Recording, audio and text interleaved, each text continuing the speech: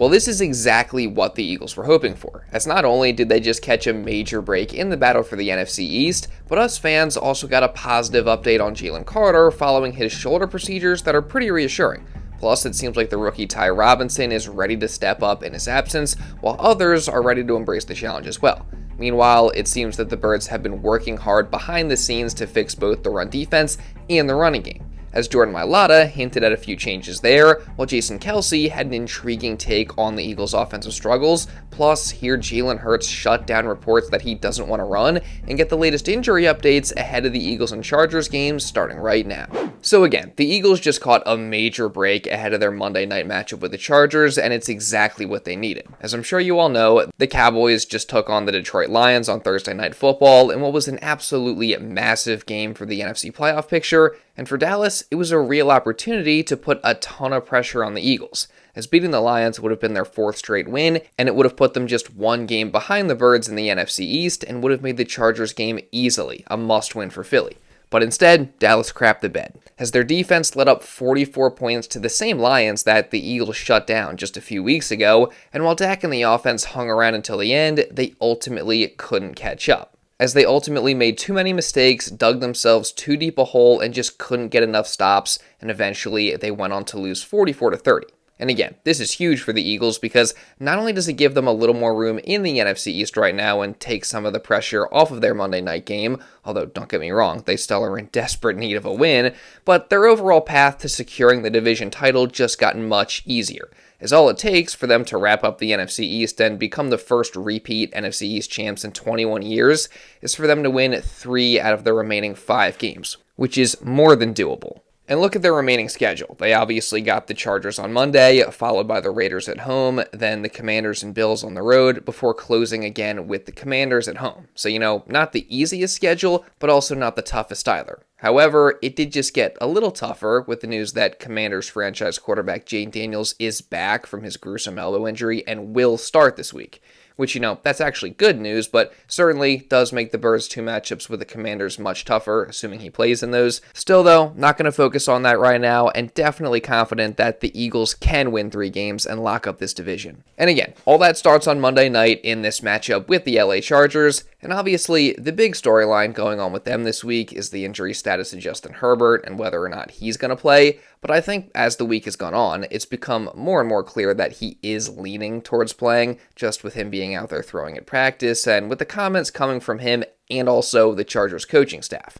I mean, just on Friday, head coach Jim Harbaugh said he's, quote, still optimistic Herbert will play on Monday night. He also said that Herbert has participated in 7-on-7 and 11-on-11s during practice, but he also says that he hasn't taken any snaps under center. Still, though, again, it does seem like he's leaning towards playing. So again, obviously that's great news, but also him playing with that hand injury definitely changes things for the Chargers offense and specifically their running game. And that's something that Eagles defensive tackle Moro Ojomo talked about more this week.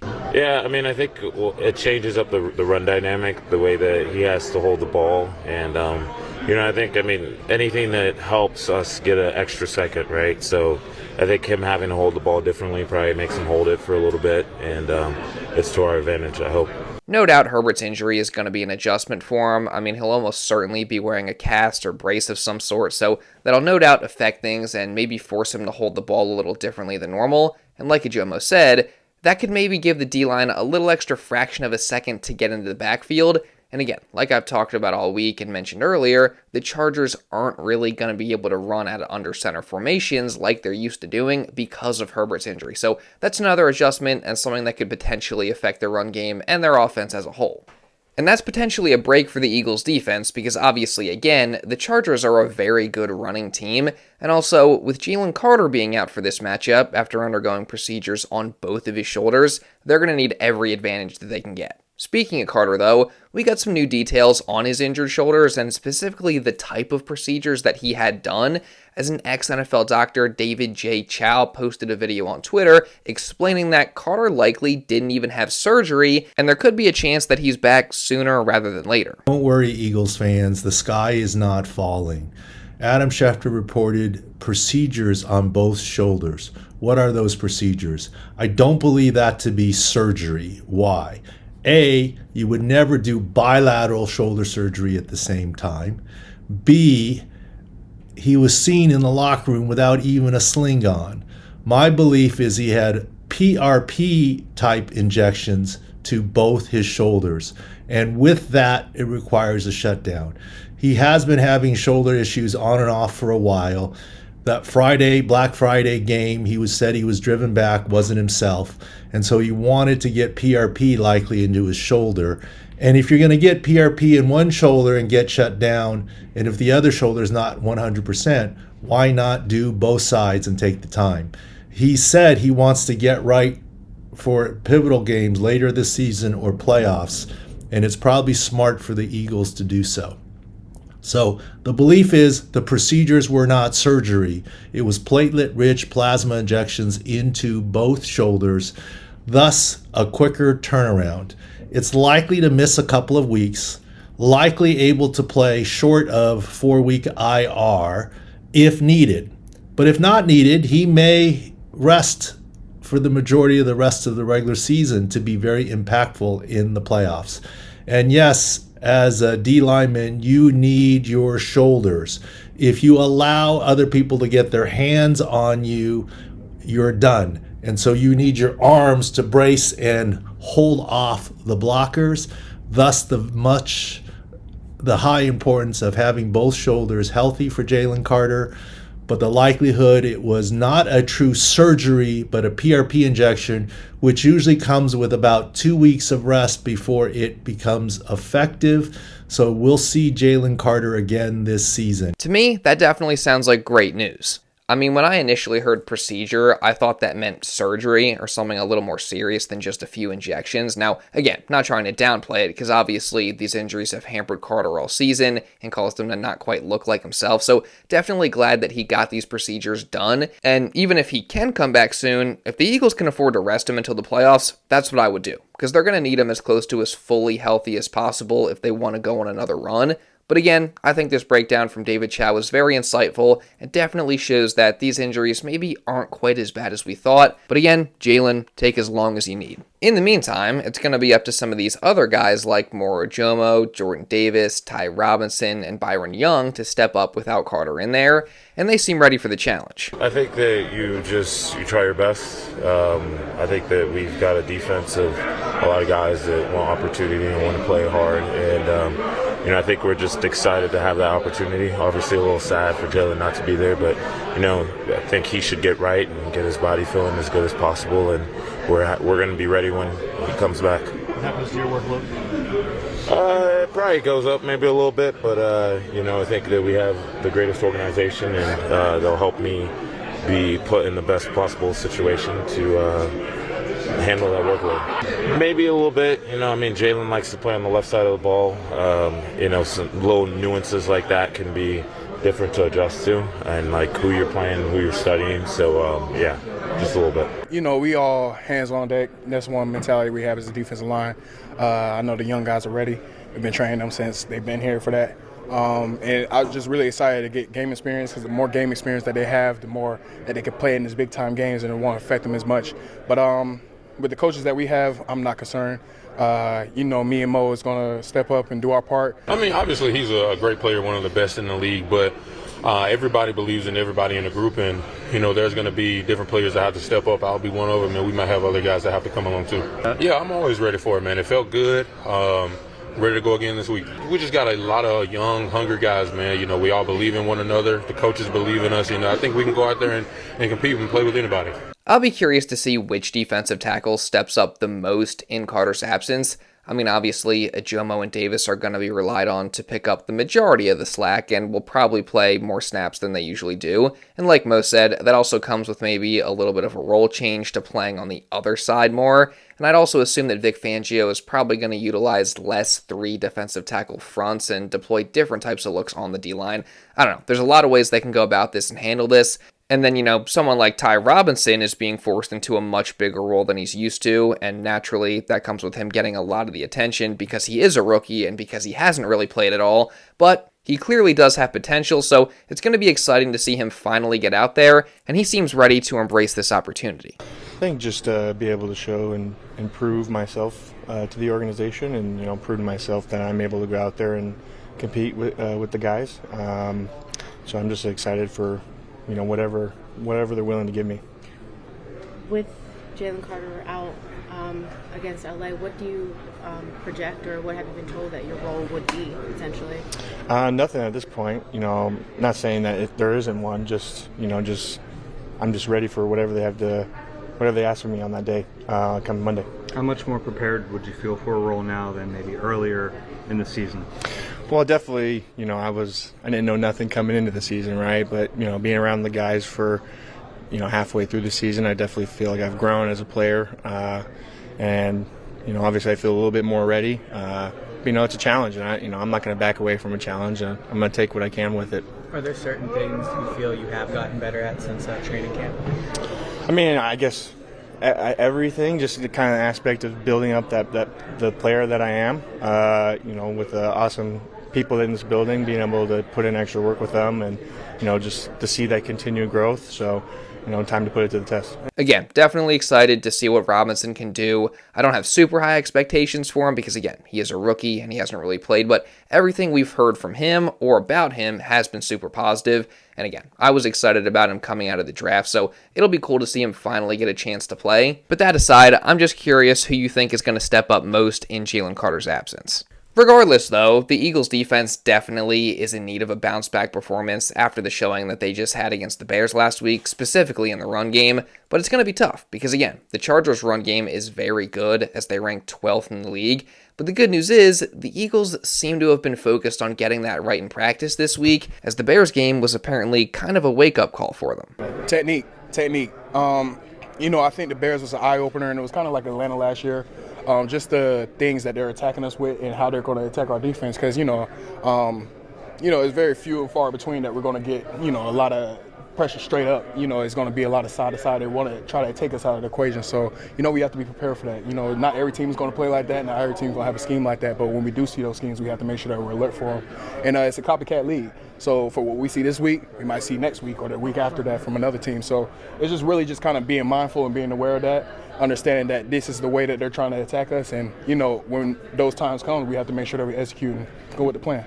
Sounds like the Eagles really honed in on fixing their run defense this week. Again, seems like that Bears game was a wake-up call. And, I'm confident that Vic Fangio and the unit can get things fixed, especially since before that Bears game, they were actually defending the run pretty well.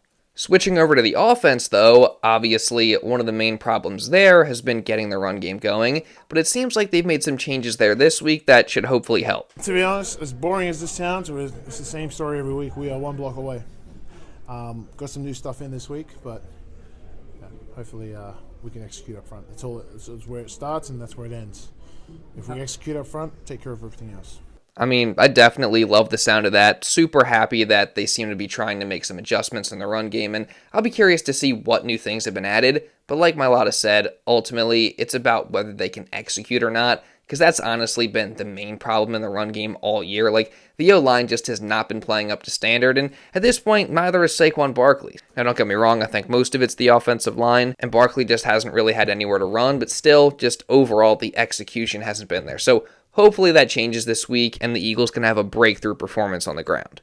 And one thing that could definitely help that is incorporating more QB runs, which of course the Eagles have run less of this season, but that's actually one of the few things that worked well last week against the Bears. So again, I think it would only help them to do that more. Now, one of the main storylines floating around this past week or so is that apparently the reason the Eagles have done this less this year is because Jalen Hurts doesn't want to run as much anymore, but he was quick to shut that down in his weekly press conference. Yeah, if you don't mind me asking, what is how we come to that conclusion or rationalize that?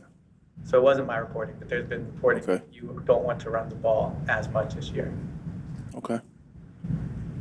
I've always been focused on doing whatever it takes to win, and I've always put my energy on trying to bring a game plan and the strategy that week to life.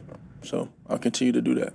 Yeah, I mean, this is pretty much what I said earlier this week. Jalen is willing to do anything it takes to win, including running the ball, and I'm sure at this point, he's more than open to it. So again, we'll see if that's a bigger part of the Eagles' offense this week. And in regards to the offense as a whole, Jason Kelce was actually recently on WIP radio where he had an interesting take on that, because obviously a lot has been made about Kevin Patullo and the scheme being really, really bad, and while that's definitely valid, Kelce's take is that ultimately, when it's all said and done, it's going to come down to the players. I've always, when I played, wondered what it would be like to play in a Shanahan, McVay, Ben Johnson-like system where there's all these motions and things that improve angles and mess up the defense and take advantage of offensive linemen's athleticism. Like I always wanted to experience that while also being very happy in Philadelphia.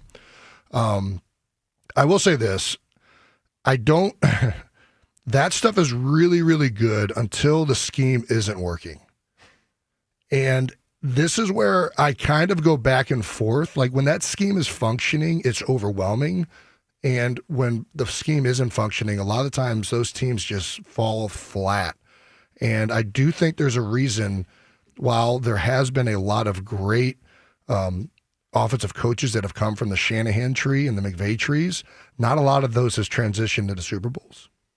And I think that if you look at largely the teams that have won Super Bowls over the last decade, most of them have been West Coast offenses that are pretty much grounded in a lot of the Bill Walsh and Andy Reid like lineages or pro-style offenses. And I think part of that is like the scheme can be great, but it's going to be really hard to win a Super Bowl with the coach out-scheming. At the end of the day, most of the Super Bowls are won with quarterbacks and players on the field. Teams that operate out of drop-back pass more tend to win Super Bowls more because drop-back pass is more important in close games and at end-of-game situations.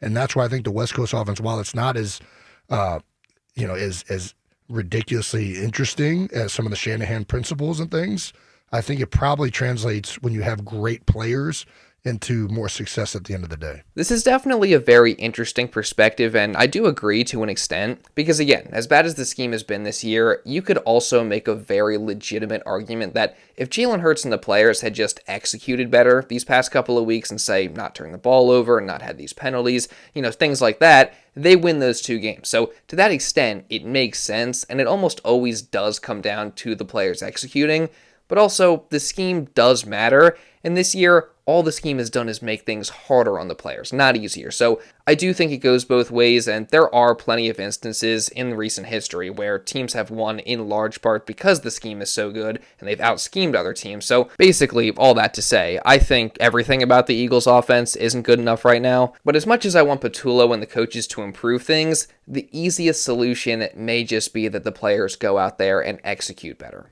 We just have to go out there and take care of our business. Stop the little things, shooting ourselves in the foot, things like that.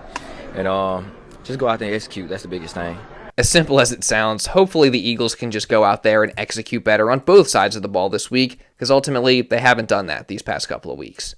Moving on to the Eagles injury report, though, both Jalen Carter and Lane Johnson were still out of practice on Friday, and obviously they'll both miss the game. Now, the new addition to the report is Landon Dickerson, but he was only out because of a rest day, so he's going to play. And then Zach Bond, Jahan Dotson, and Jalen Phillips were all questionable, but they should be good to go. And same goes for likely Marcus Epps, Xavier Gibson, and maybe Miles Hinton, who are all full participants. Now, a couple notes there that, again, it's likely Epps that will start this week at safety opposite Reed Blankenship, but we'll see how that goes. Maybe Sidney Brown still gets the start. Again, we'll see. And then if Gibson is active, it'll be interesting to see if it's him or Britton Covey back there returning punts. Again, I would go with Covey 10 times out of 10, but we'll see what happens there. But then for the Chargers, they're for the most part healthy, and everyone should be good to go besides maybe backup tight end Tucker Fisk.